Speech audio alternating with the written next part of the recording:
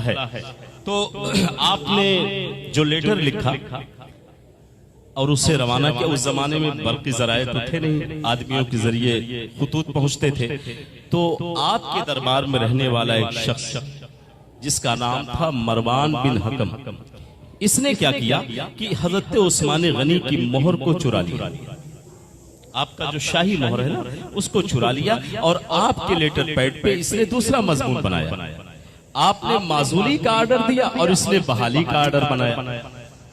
अब देखिए हज़रत उस्मान गनी को किसी के एतमाद का नाजायज फायदा कैसे उठाया जाता है, यहां से आप देखें। इसने सैयदना उस्मान गनी के एतमाद का फायदा उठा लिया कि आपकी मोहर, आपका स्टैम्प चुरा करके और अगेंस्ट ऑर्डर बना करके जब मिस्र भेजा और वो कासिद पकड़ा गया और उससे जब दोनों खतूत निकले तो सहाबा हज़रत उस्मान गनी के को घेर लेते हैं कि हुजूर ये बताएं, आपकी ये तहरीर है, एक तरफ तो आप माजूली का ऑर्डर लिख रहे हैं, दूसरी तरफ बहाली का ऑर्डर लिख रहे हैं। हज़रत उस्मान गनी ने कहा, उस जात की कसम जिसके कब्जे में उस्मान की जान है, सस्पेंशन ऑर्डर मेरा है, बहाली ऑर्डर मेरा नहीं।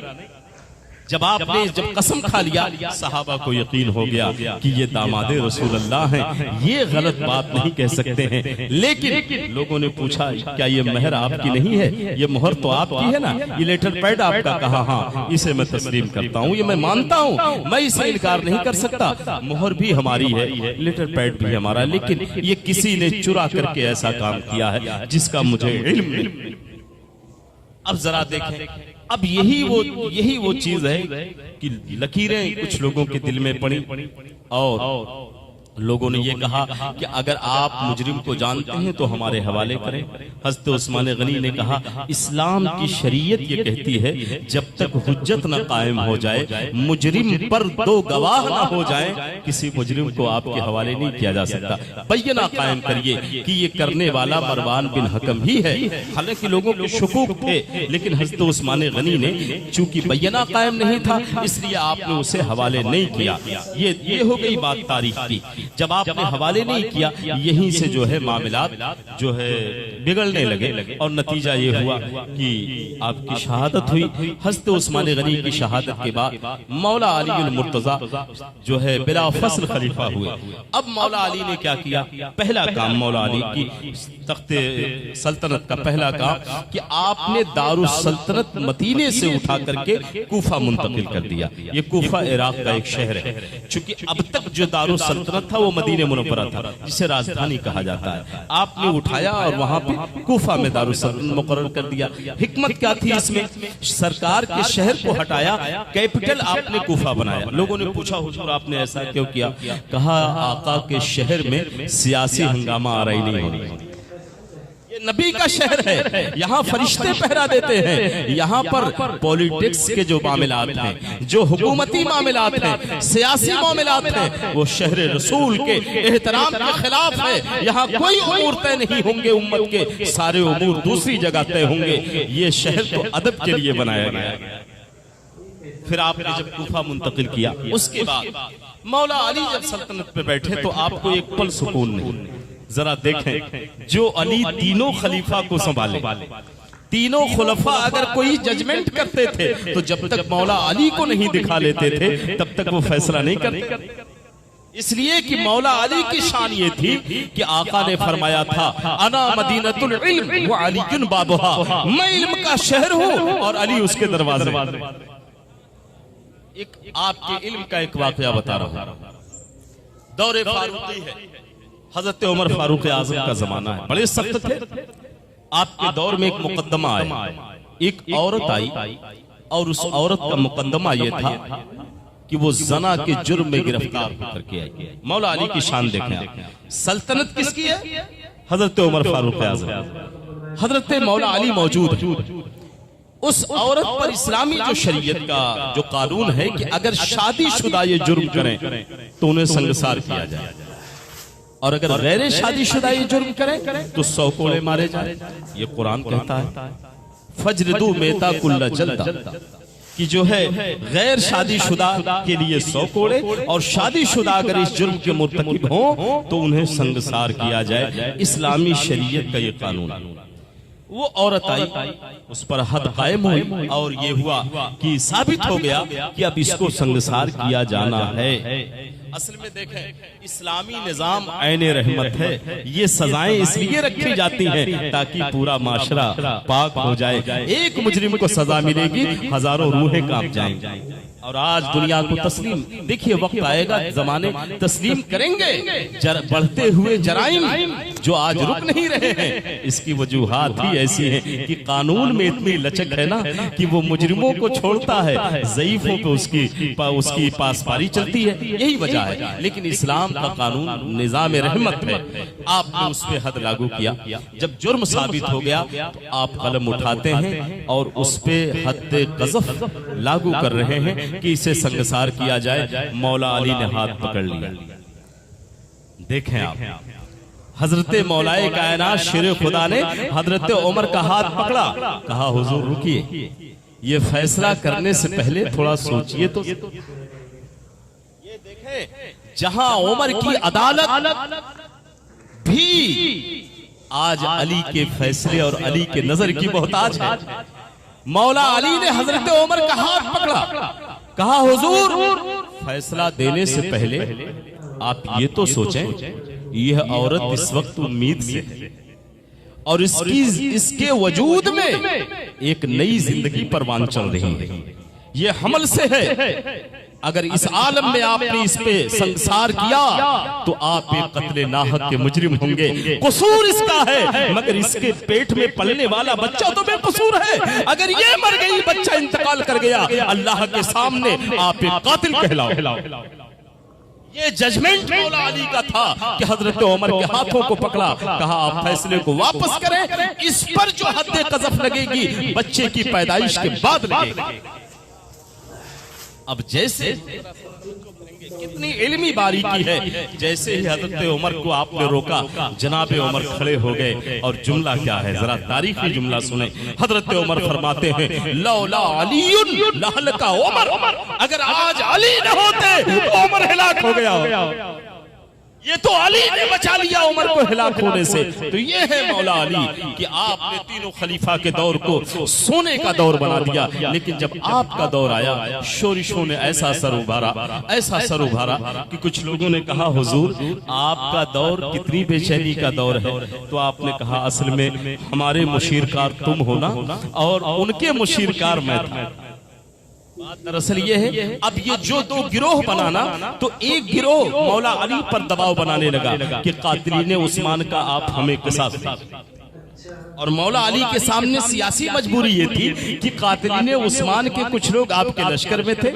आपने कहा हम इसका नोटिस लेंगे, लेकिन वक्त आने पर। मगर कौन करता है सब्र। हालम ये हुआ कि दो अजीम जंगे हुई, जंगे जुमल, जंगे सिंध।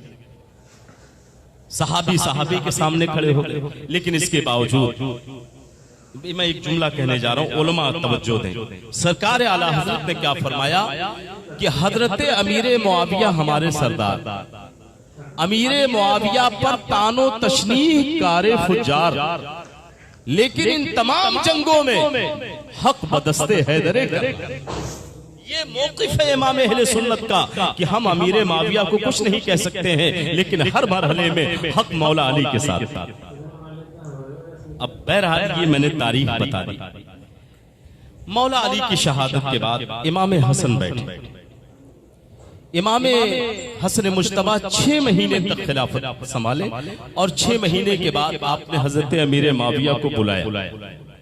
दिमश्क से आपने कूफा बुलाया और कहा कि ये सल्तनत अब ले जाओ, आप ले जाओ, मुझे नहीं चाहिए। जरा देखें तो सही, इतनी बड़ी सल्तनत और मनसब जिसके लिए खोरेजियां होती हैं, इमाम पाक ने खुद बुला करके हवाले कर दिया। ये बड़े ज़र्फ का काम है, ये बड़े दिल का काम है। अमीर मुआविया से कहा कि ले जाएं, आप हुकूमत करें, मुझे नहीं चाहिए। मैं अपनी जिंदगी के जो हिस्से हैं ना, वो मैं नाना के शहर में गुजारना चाहता हूँ। अब मुझे दुनिया से मोहब्बत नहीं रही। लेकिन हजरत अमीर मुआविया की एहसान मंदी तो आप देखें। अमीर मुआविया के दिल पे बड़ा गहरा असर था कि बिन मांगे अता कर दिया सरकार ने। तो हर महीने 400 दिरहम लेकर के वो दिमश्क से चलते और मदीना आते और इमाम पाक की खिदमत में पेश करते बिन मांगे। सरकार ने कोई बस घबराए नहीं, मैं उस जुमले पे पहुंच रहा हूं जहां आपकी रूह मचल जाएगी। जब वो 400 दिरहम लेके महीने आते थे और इमाम पाक की खिदमत में देते थे, सरकार आप कबूल कर लें, ये हुकूमत मेरी नहीं आपकी, ये इस गुलामी की नजर है, गुलाम की, इसे कबूल फरमाएं। सरकार इमाम अली इमाम हसन मुश्तबा कबूल फरमा लेते थे। एक मर्तबा हजरत अमीर मुआविया ने जब जंगे खुरासान फतेह हुई आपके जमाने में ईरान, तो बड़ा माले गनीमत हाथ आया, तो वो दिमश्क से चले बड़ी खुशी में। वो बड़ा जालिम शख्स है जो हजरत अमीर मुआविया को बुरा भला कहता है, ईमान का जनाजा निकल जाएगा। सरकार ने फरमाया है, अमीर मुआविया जानते हो कौन है? पूरी उम्मत के मामू हैं, के हमारे भी मामू हैं, आपके भी मामू हैं, पूरी उम्मत के मामू हैं। सरकार ने फरमाया, ला तो सब्बू सहाबी, मेरे किसी सहाबी को गाली मत देना। हजरत अमीर मुआविया की एहसान शनासी देखी। जब मुल्क ईरान फतेह हुआ, माले गनीमत आपके दरबार में आया, कहा कोई इससे एक पाई नहीं लेगा जब तक कि इमाम हसन की खिदमत में नजर नहीं पहुंच जाएगा, तब तक किसी का हिस्सा नहीं बने। और उस दिन जानते हैं हर महीने 400 दिरहम लेके जाते थे, लेकिन जब ईरान फतह हुआ तो 4 लाख दिरहम लेकर के, कितना? 4 लाख दिरहम लेकर के खुशी के मारे, आज अल्लाह ने इतना कुछ इस्लाम की फौज को अता कर दिया। 4 लाख दिरहम लेकर के वो दिमश्क से मदीने मुनव्वरा आए, और 4 लाख दिरहम उस जमाने का आज की करेंसी में कन्वर्ट करेंगे ना, बहुत रुपए हो जाएंगे। 4 लाख दिरहम लेकर के वो मदीने मुनव्वरा आए। अब जरा सा आप तवज्जो बढ़ा दीजिए, जब आप पहुंचे हैं तो सुबह का वक्त था। इमाम हसन मुश्तबा नमाज फज्र पढ़ करके कुरान की तिलावत फरमा के सरकार का शान अनवर पे बैठे। हजरत अमीर मुआविया आए और 4 लाख दरहमो दीनार की थैली सरकार के सामने रखी, इमाम पाक के सामने रखी। आपने फरमाया, इतनी रकम किस लिए लाए हो? कहा, हुजूर आपकी दुआओं से अल्लाह ने इस्लाम को बड़ी अजीम फतह दी है, मुल्क ईरान फतह हुआ तो मैं इजहार शुक्र में ये लेकर के आया हूँ। अच्छा कितना है? कहा कि हुजूर कोई 4 लाख दिरहम होंगे। अभी ये मुकालमा हो ही रहा था, इमाम हसन मुश्तबा पूछ ही रहे थे हजरत अमीर मुआविया से। इसी दरमियान सरकार के घर से एक आदमी निकला, काशाने खातून जन्नत से एक शख्स बाहर निकला। इसका नाम क्या है? कंबर। क्या नाम? कंबर नाम। ये मौला अली के घराने का पुश्तैनी गुलाम जो खातून जन्नत के जमाने से और मौला अली के जमाने से इस घर की गदाई करता चला आ रहा। इस दर के गदा तो जिब्रील, इस दर के गदा तो पूरी खुदाई है, इस दर की गदाई तो उम्मत का नाज है। कंबर की किस्मत देखो आप, जब वो घर से निकला तो सरकार के नालैन को चूमा, इमाम हसन मुश्तबा के नालैन मुबारक को उठाया और चूमा, सीने से लगाया, सर पे रखा, फिर रख और जाने लगा। ये उसका रोजाना का मामूल था। किसका? कंबर का, कि सरकार के नालैन को चूम कर ही अपने दिन का आगाज किया करता था। क्यों ना हो, मेरे इमाम कहते हैं जो सर पे रखने को मिल जाए नाले पाके हुजूर, तो फिर कहेंगे कि हाँ ताजदार हम भी है। उस नालैन को तो उम्मत के लिए सर का ताज है। अरे वो नालैन तो बड़ी बात याद आ रही है, जब अमीर खुसरू ने महबूब इलाही के नालैन को खरीदा था दिल्ली में, वो एक आदमी मुशायरा पढ़ के आ रहा था, सब में बात बढ़ती जाती है तो मिजाज इश्क का है इसलिए रोक नहीं पाता। वो जुमले आपके सामने रखता हूँ कि जब अमीर खुसरू आ रहे थे किसी मुशायरे से और महबूब इलाही के नालैन को लेकर के एक आदमी आ रहा था, और वो आदमी जानते हैं कौन था? वो बहुत जमाने तक महबूब इलाही की खिदमत में था, निजामुद्दीन औलिया के, कि मैं बड़ा गरीब हूँ, बेटी की शादी करनी है, कुछ पूरी दिल्ली इनका लंगर खाती है, कुछ दे दे ताकि मेरी गरीबी का भला हो जाए। बहुत दिन देखे तो कहा कि वो दिल उसका टूट गया, जाने लगा। तो महबूब इलाही ने फरमाया, अरे मियाँ किस लिए आए, कैसे जा रहे हो? कहा आपके लंगर से पूरी दिल्ली खाती है और आज तक मैं नामुराद बैठा रहा, इस उम्मीद में आया था कि कुछ आप दे देंगे, मेरी गुर्बत दूर हो जाएगी। महबूब इलाही ने कहा ये मेरी जूतियां हैं, उठा ले। कहते हैं ये जूतियां ले और जा। उसने कहा बड़ा अजीब मजाक उड़ाया हमारी गुर्बत का, दिया तो भी जूती दिया है, कितने रुपए की बिकेगी। बहरहाल जूती लेकर के चला। रास्ते में अमीर खुसरू आ रहे थे कि पीर की खुशबू आई। अल्लाह अल्लाह, निस्बते जाना की खुशबू आई। अमीर खुसरू बेकरार हो गए, ये तो बूए यार आ रही है, बूए मुर्शिद आ रही है। कदम खुद ब खुद बढ़ते चले गए तो देखा वो शख्स नालैन लेके आ रहा है। कहा मियां कहाँ से आ रहे हो? कहा तुम्हारे पीर के यहाँ से आ रहा हूँ, महबूब इलाही के यहाँ से आ रहा हूँ। अच्छा कुछ दिया है मेरे पीर ने? कहा हाँ, ये देखो मेरी गुर्बत का कैसा मजाक उड़ाया है, अपना जूता उतार के दिया है। कहा मियां ये तुम्हारी नजर में जूता होगा, मगर अमीर खुसरू की पूरी कायनात है। कहा ये बेटो ये बताओ ये कितने में दोगे, ये कितने में मेरे हवाले करोगे? कहा है तुम्हारी ताकत खरीदने की? कहा अभी ये 1 लाख दिरहम मेरे हाथों में है, इसे ले लो, इसके अलावा है नहीं। 1 लाख दिरहम की थैली मैं तुम्हें दे रहा हूँ, मेरे मुर्शिद की जूतियां मेरे हवाले कर दो। 1 लाख में दे करके आपने पीर की जूती खरीदी। 1 लाख में तो उसका बहुत भला हो गया। दिया था महबूब इलाही ने अपनी जूतियां, मगर वो जूतियां लाख रुपए में मिल गई। लाख रुपया पाया, हंसता हुआ चला गया। अब जरा सा देखें तो तवज्जो बढ़ाएं कि वो नालैन लेकर के अमीर खुसरू महबूब इलाही की बारगाह में पहुंचे। महबूब इलाही ने कहा अमीर खुसरू तुम्हारे सर पर क्या है? कहते हैं सरकार आपकी नालैन मुबारक है, आपकी जूतियां मुबारक है। कहाँ पा गए तुम, कहाँ तुम्हें मिल गई? अमीर खुसरू कहते हैं सरकार वो आपने फलां को दिया था, वो रास्ते में मिला और मैंने उससे खरीद लिया। ये कैसे मुमकिन है कि पीर की निशानी और अमीर खुसरू से गुजर जाए? ये कैसे मुमकिन है? आज दुनिया कहती है पीर हो महबूब इलाही जैसा और मुरीद हो अमीर खुसरू जैसा। जरा देखें तो सही, अमीर खुसरू से महबूब इलाही फरमाते हैं अच्छा तो तुमने खरीदा, ये बता कितने में खरीदा, ये बता कितने में खरीदा? तो जनाबे अमीर खुसरू कहते हैं सरकार 1 लाख रुपए में खरीदा हूँ। आपके नालैन मैंने कितने में खरीदे हैं? 1 लाख रुपए में खरीदे हैं। अब जलाल आया महबूब इलाही को। निजामुद्दीन औलिया अपनी मसनदे विलायत से खड़े हुए और आलमे जलाल में कहते हैं अमीर खुसरू खरीदी वले अर्जा खरीदी, खरीदा तो तूने लेकिन बहुत सस्ता खरीदा। जरा अंदाजा तो करे। अब महबूब इलाही फरमाते हैं अमीर खुसरू खरीदा तो लेकिन बड़ा सस्ता खरीदा, इसकी कीमत 1 लाख नहीं दिरहम नहीं है, पूरी दिल्ली भी सल्तनत की कीमत नहीं है। पूरी दिल्ली बेच दोगे मेरे 1 नालैन की कीमत नहीं है।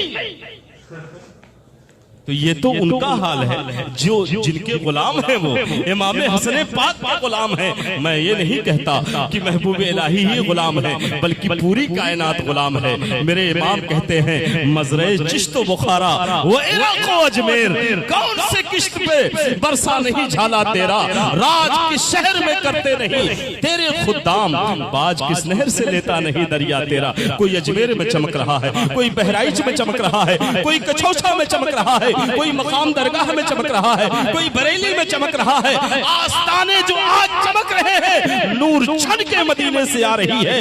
ये नूर है आका की कि जहां पे पड़ी है आज पूरी दुनिया उन आस्तानों से नूर की खैरात मांग रही है।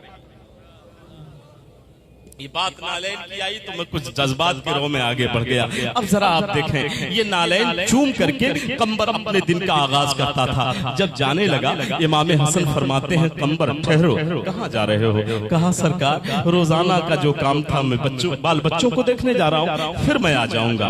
इमाम हसन मुस्तफा फरमाते हैं सच कहा है सरकार आला हजरत ने, सैयदुल अस्फिया सैयदुल अस्फिया राकिब दोषे इज्जत पे लाखों सलाम। आका ने फरमाया था मेरा बड़ा बेटा हसन उम्मत का सरदार है और दूसरा बेटा हुसैन अपना सर दे करके दीन बचाएगा। ये शहीदों का सरदार है। अब जरा सरदारी देखें, इमाम हसन मुश्तबा ने कहा कंबर ऐसे न जाओ, ये देखो कुछ अमीरे माविया ने लाके रखा है, इसे ले जाओ और बच्चों को दे देना और कह देना कि मैं जिस आका की नौकरी करता था उस आका ने आज बच्चों को तोहफा भेजा है। जाओ और उस वक्त तक ना आना जब तक सब खर्च ना हो जाए, जब तक सब खत्म न कर देना, तब तक मुझे तुम्हारी खिदमत की जरूरत नहीं है। जाओ। अल्लाह अल्लाह, रूहे अल्लामा हसन फरमा रही है कि बाड़ा बढ़ रहा है, फैज पर सरकारे आली है, फकीरों पे नवाओ अपनी अपनी झोलियां भर।